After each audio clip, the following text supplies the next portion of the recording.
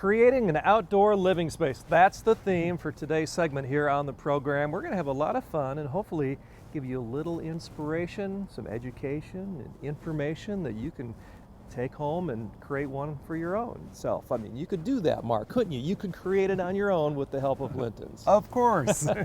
Well, we're here in South Bend, Indiana at the home of Chris and Tracy. They've been so gracious to allow us to come and visit their home.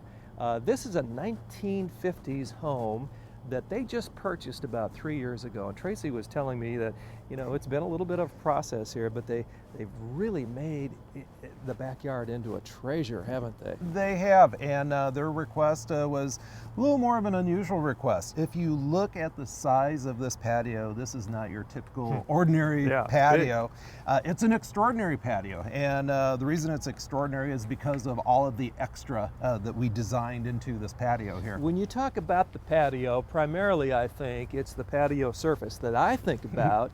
Not only is it beautiful to look at, but I think there's some practical uses here of choosing this material. Exactly. What we've got here is a concrete patio, but it's not a ordinary concrete patio. We call this exposed stone aggregate, and we've got stones in here that have been impregnated into the concrete. And the concrete is also a dyed concrete, so it's got some color to it, and it also is very comfortable to your feet. We could take our shoes off here and walk on this, and it feels really good.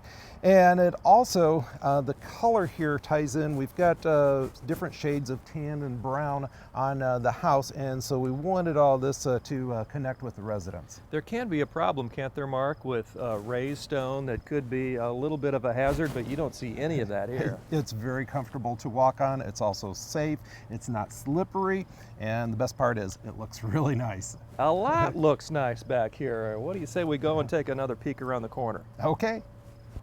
Well, Mark, as we swing around here a little bit, we see an open area, and there's a design for this area, and I think Tracy probably has some plans for a vegetable garden. You're right. Thought maybe we were going to say we forgot to plant something there, but no, this is one of our premium sunny locations here, and next year that's going to be used for growing some tasty vegetables. Speaking of next year, I think there's a special event coming up here next year, isn't there? There is. We not only had a deadline for a party that was scheduled earlier this fall, but next year their daughter's graduating from high school, and there's going to be a lot of people out here enjoying this outdoor living area. Yeah, and by planning ahead and getting this done here in the fall, it relieves a lot of pressure and stress that could come if you tried to cram it all into the spring and early summer.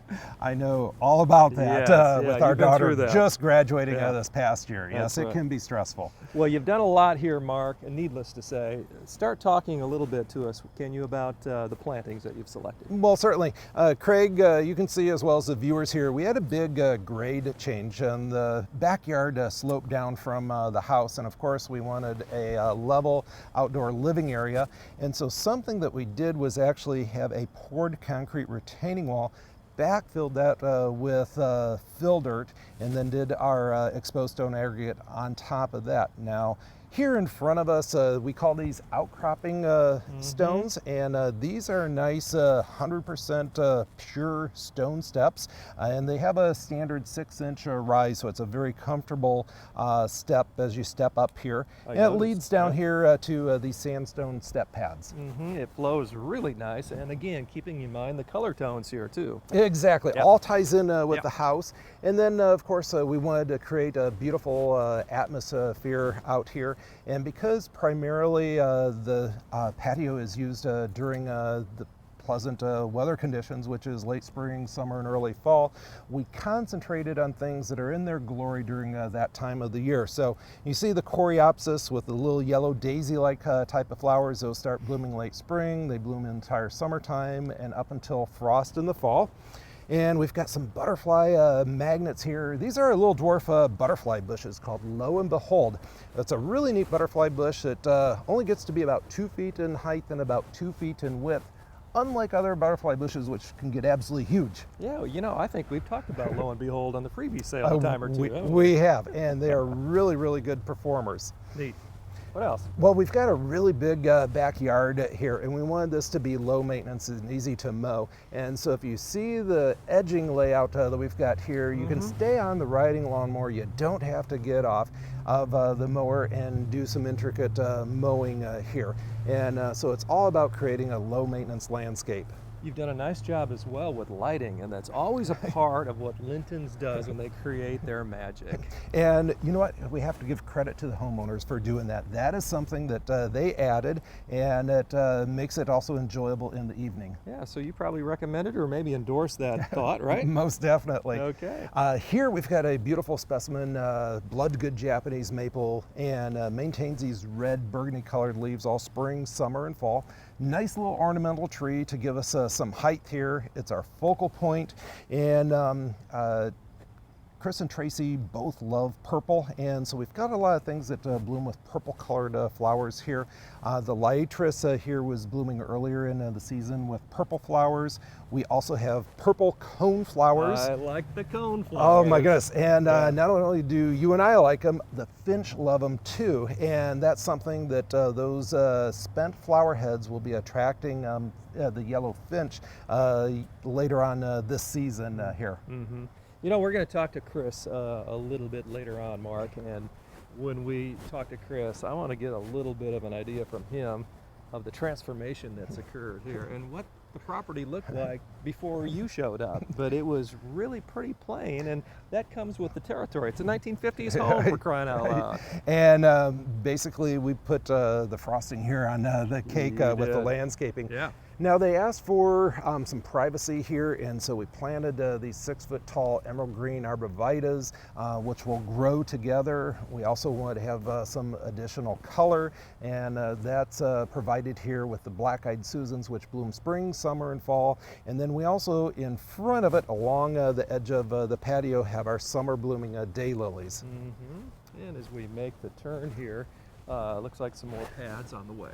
Exactly, and it's all about traffic flow. You know, with a patio this large, it's designed for having large groups of people here together. And so we had the steps on one end and wanted to have a nice inviting walkway here on the other end. You like to talk a lot about the wow, and the wow in this project may be something we haven't even touched on yet, right?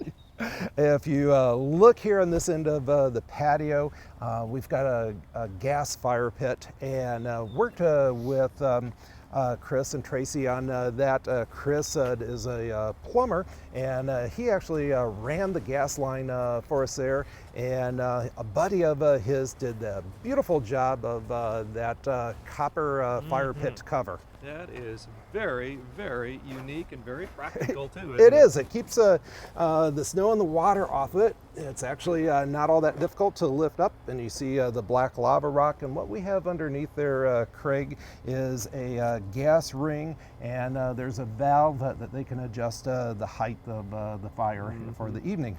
You know, nothing complements a patio such as this any better than a fire pit, Mark. And you know, you featured fire pits on our lakefront homes, and now the versatility of the fire pit. I mean, any scenario, it fits, doesn't it? It does. That's a nice way for friends and family to gather around in the evening.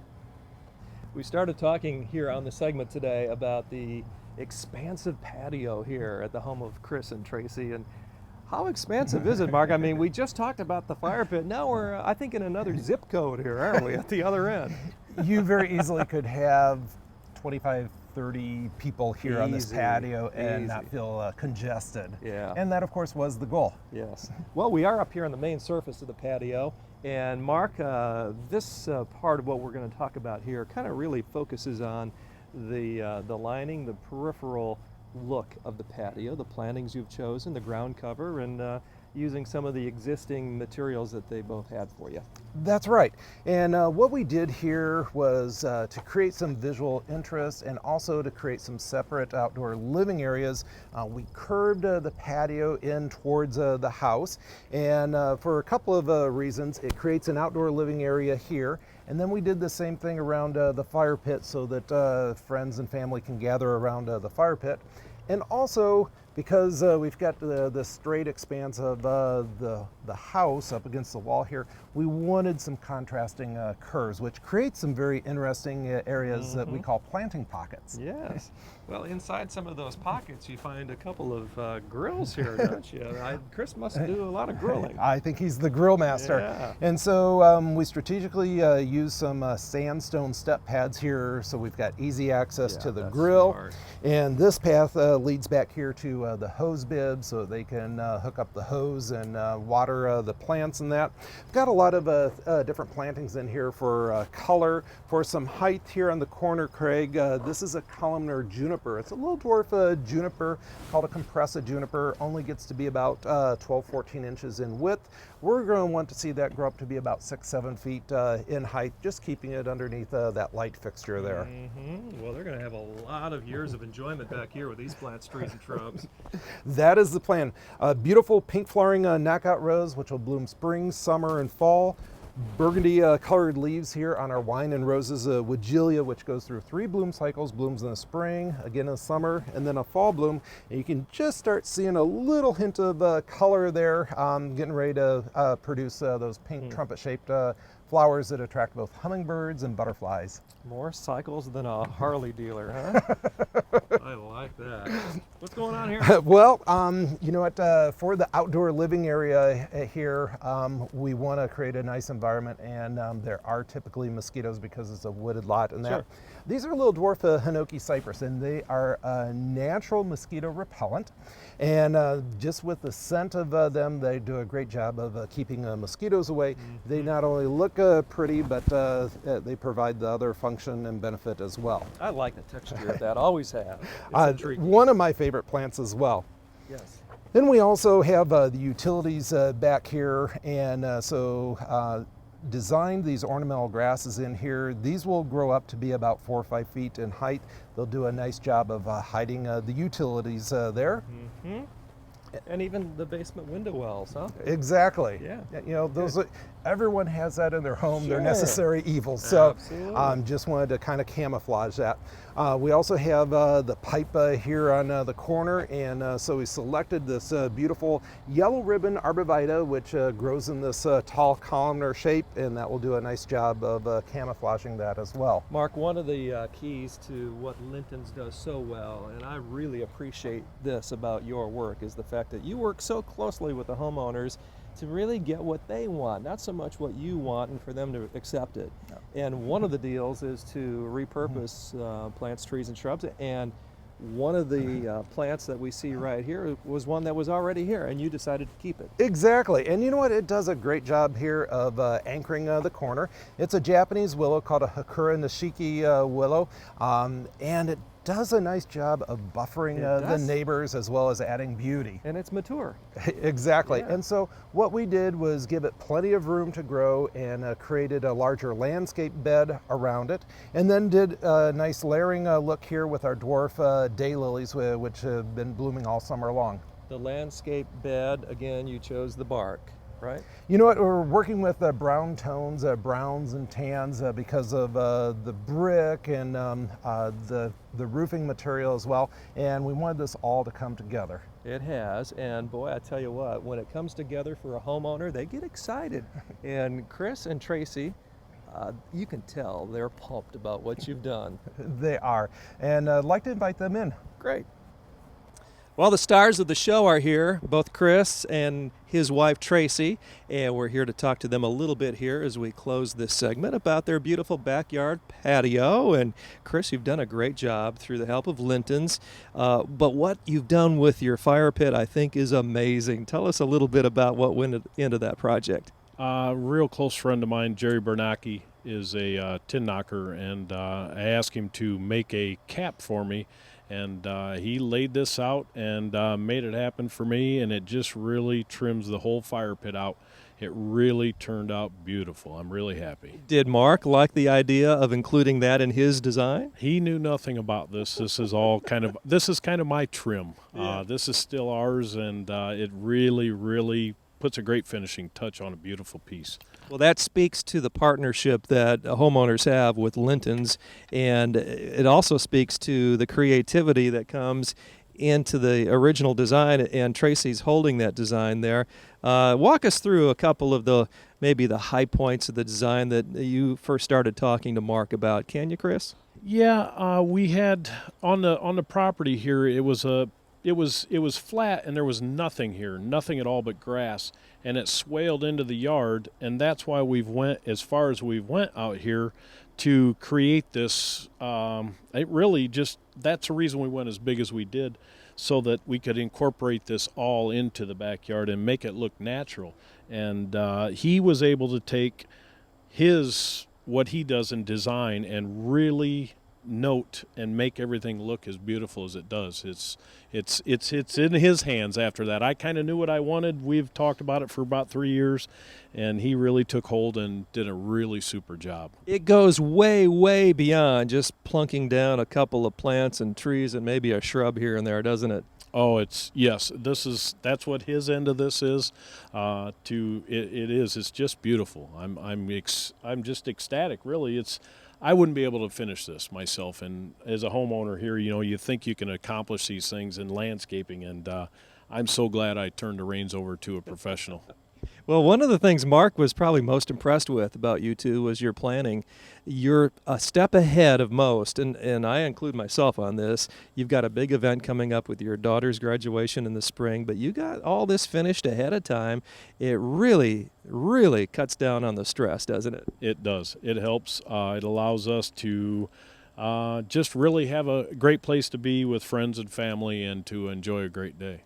Well, very good. Well, I know, Mark, if he were here, he would probably want to congratulate you once again on everything you've done. And Tracy, don't be shocked, but I think he's coming up on your left. Is that okay? Let me have that. This is for you. A little presentation, Mark. Chris and Tracy, appreciate the opportunity to work for both of you and to create this outdoor living area for you, and also appreciate you allowing us to feature this on our show and share it with the viewers. It's wonderful, and thank you. It's very, very well done. Thank you. Excellent job by all involved here at Chris and Tracy's home. And before we head out, I just want to give kudos to Tracy. She went ahead, and just for the show, knowing that she would be on TV today, went ahead and got some mums down on the other end. We call it the other zip code, down on the other end of the patio. Those are beautiful, Chris. It's her eye for detail that way with colors. That's like this. I had an idea of what we wanted, but everybody involved, everybody's effort is what made this look as beautiful as it is. Total team effort. You're a sports guy, I can tell, Chris, and you have great appreciation for that. And Mark, I know your team is ready, capable, and certainly able right now to help people. And how many times, Mark, are you able to help people ahead of time rather than maybe wait to the last minute? It's not every time, but again, that's part of what you appreciate about Chris and Tracy. The pre-planning was very important here. Yeah. Well, you can pre-plan right now by giving Mark a call. Lintons.com is the website if you'd like to check it out there, or stop by on County Road 17 in Elkhart. Well, Chris, Tracy, thank you again. And Mark, thank you as always. Craig. And we've got a whole lot more coming up on the program here as we feature different items from Lintons. All that coming up. Stay with us.